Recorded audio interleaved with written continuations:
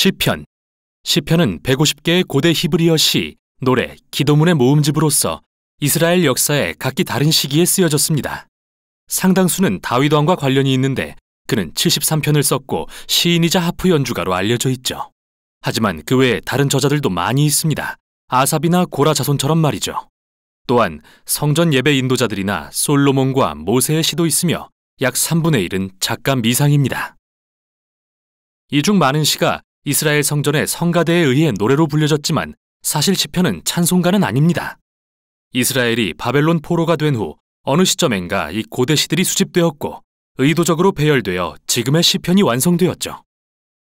그리고 시편은 매우 독특한 구성과 메시지를 담고 있는데 이는 처음부터 끝까지 읽지 않으면 알아내기 어렵습니다. 시편이 어떻게 구성되었는지 보는데 가장 도움이 되는 건 끝부분부터 읽는 겁니다. 책은 이스라엘의 하나님을 찬양하는 5개의 시로 끝을 맺는데요. 각 시의 시작과 끝에 할렐루야라는 단어가 나옵니다. 이는 히브리어로 찬양하라는 명령이고 야는 거룩한 이름인 야훼의 줄임말이죠. 이렇게 5부분으로 잘 배열된 것을 보면 누군가가 여기에 시편의 결론을 제시하는 것처럼 보이는데요. 여기서 의문이 듭니다. 시편을 누군가 의도적으로 구성한 흔적이 또 있을까요? 만약 시편의 표제를 관심 있게 보신 분이라면 책의 총 5곳에 제1, 2, 3, 4, 5권이 표기되어 있는 것과 시편이 크게 5부분으로 나뉜다는 걸 발견하셨을 텐데요. 이렇게 보는 이유는 각 5부분의 마지막이 매우 비슷한 시로 끝나기 때문이죠. 마치 편집자가 추가한 것처럼요. 이런 식이죠. 이스라엘의 하나님 여호와를 영원히 송축할지로다. 아멘, 아멘. 이렇게 시편에는 결론이 있고 그 내부는 5개의 주요 부분으로 이루어져 있습니다. 이제 당연히 시편의 도입부로 가서 서문을 찾아봐야겠죠.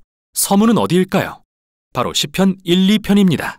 이 두 편이 제1권 바깥쪽에 배치된 이유는 제1권과 달리 다윗과 연관이 없고 작가 미상이기 때문이죠. 시편 1편은 주의 율법을 묵상하며 밤낮으로 기도하듯 읽고 순종하는 자가 얼마나 복 있는지를 찬양하는데 여기서 율법이라는 단어는 단순하게는 가르침을 뜻하며 구체적으로는 구약 앞부분의 토라, 즉 모세오경을 가리킵니다. 실제로 여기서 이 단어는 2가지 의미를 다 가지고 있는데 그게 왜 시편이 5부분으로 되어 있는지 설명하죠.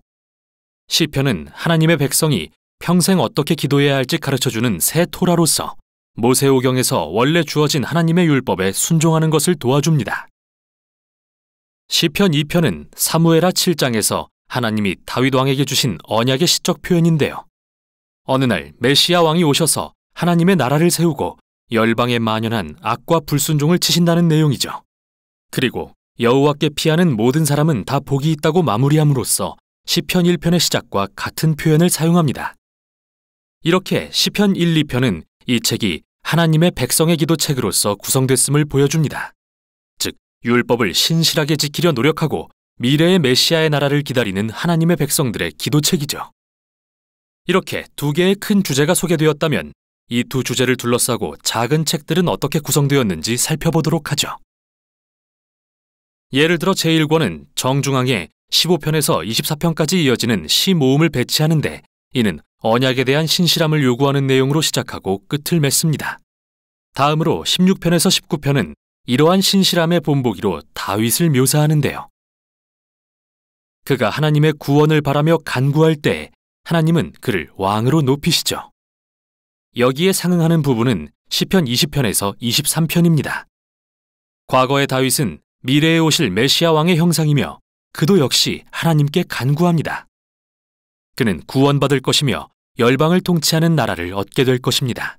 그리고 이 시들의 중심에 시편 19편이 배치된 이유는 율법을 주신 하나님을 찬양하기 위함이죠. 자, 보십시오. 시편 1, 2편의 2 주제가 여기에서 단단히 하나로 묶입니다.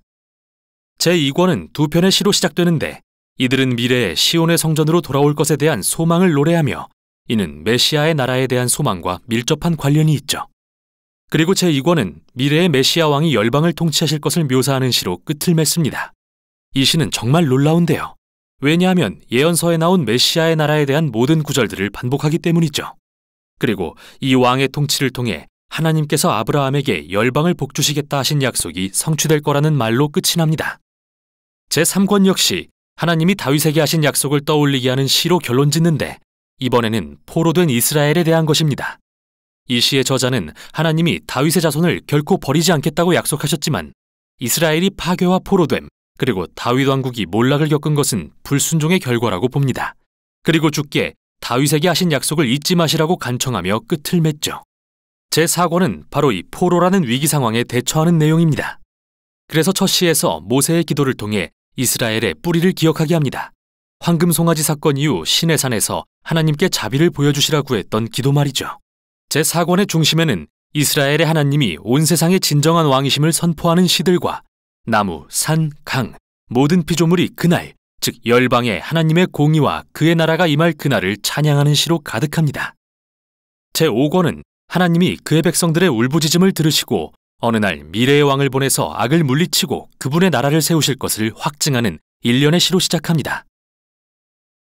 또 두 개의 큰 모음집도 담겨 있는데 하나는 할렐이고 다른 하나는 성전에 올라가는 노래로 불립니다. 각각의 모음집은 미래의 메시아의 나라에 대한 시로 끝을 맺는데요. 이 둘은 미래의 하나님께서 그의 백성을 출애굽 때와 같이 구원하실 거라는 소망을 품게 합니다. 그리고 바로 그 사이에 119편이 있는데요. 시편에서 가장 긴 시죠. 각 절의 첫 글자가 히브리어 글자의 순서대로 시작하는 형태이며 하나님이 그의 백성에게 주신 선물인 율법의 말씀에 대해 감탄하는 내용입니다. 자, 봅시다. 시편 1, 2편의 두 주제와 율법, 그리고 메시아가 모두 제5권에서 결합되죠. 그리고 이게 결론에 5편의 시로 연결되고요. 그중 가운데 있는 148편은 모든 피조물에게 이스라엘의 하나님을 찬양하라고 명령합니다. 그가 그의 백성의 뿔을 높이셨기 때문이죠. 여기서 뿔은 전쟁에 승리했을 때 들었던 소의 뿔의 비유인데 이 이미지는 사무엘상 2장의 한나의 노래에도 사용되었으며 시편 132편에도 등장했죠. 뿔은 미래의 메시아 왕과 악에 대한 그의 승리를 상징하며 이 놀라운 책에 어울리는 결론이라 할 수 있습니다. 그리고 시편을 순서대로 읽지 않을 경우 놓치기 쉬운 게 또 하나 있습니다. 시편에는 다양한 종류의 많은 시가 담겨 있지만 이 시들은 모두 애가 아니면 찬양시라는 두 유형으로 나뉘는데요. 애가는 끔찍한 세상에 대한 고통, 혼란, 분노와 시인 자신에게 얼마나 끔찍한 일이 일어나고 있는지에 대해 표현합니다. 그래서 이 시들은 세상의 잘못된 부분에 주목하며 하나님께 무언가 해주시라고 구합니다. 시편에는 애가가 참 많은데 여기서 얻을 수 있는 메시지는 이야말로 세상의 악을 대하는 우리의 타당한 반응이라는 것입니다. 여러분은 애가가 시편의 앞부분인 제1권부터 3권의 주된 내용이란 것을 보시겠지만 집중해서 읽다 보면 찬양시도 가끔 볼 수 있다는 걸 알게 됩니다. 찬양시는 기쁨과 축하의 시이며 세상의 좋은 부분에 주목하죠.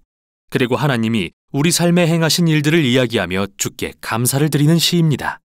제4권과 5권에는 이러한 찬양시가 애가보다 많다는 걸 보게 되실 겁니다. 그리고 마침내 할렐루야의 5편의 시로 막을 내리죠. 이렇듯 애가에서 찬양시로의 전환은 심오하며 기도의 본질에 대해 말해줍니다. 시편의 가르침대로 메시아의 나라를 소망하려 할 때 우리는 세상과 우리 삶의 비극적인 모습을 보며 내면의 갈등을 겪게 되는데요. 시편은 그런 우리에게 삶의 고통을 무시하지 말라고 가르칩니다. 동시에 성경이 말하는 믿음은 미래를 내다보는 것이며 미래의 메시아의 나라에 대해 하나님이 하신 약속을 기대하는 것이라고 말이죠. 율법과 메시아, 애가와 찬양시, 그리고 믿음과 소망. 이게 바로 시편이 전하는 내용입니다.